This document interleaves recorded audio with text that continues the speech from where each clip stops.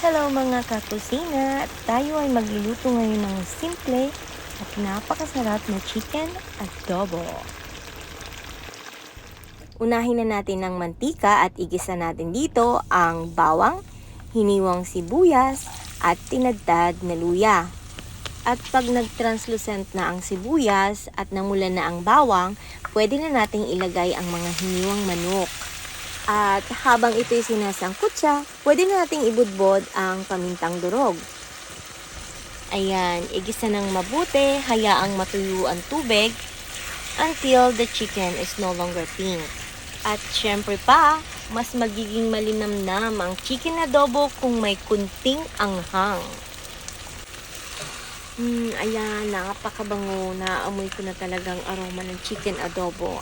Halu-haluin lang para hindi masunog ang ilalim at pagkatapos pwede na nating ilagay ang toyo. Ito yung magbibigay alat at savory taste dito sa chicken adobo. Ayan, haluin mabuti para sumiim yung lasa ng toyo sa manok. Ngayon, kailangan takpan at hayaang maluto ang manok sa loob ng 15 minuto. After 15 minutes, pwede na nating alisin ang takip. Hayaang maluto hanggang ang sabaw ay lumapot at maging ganito.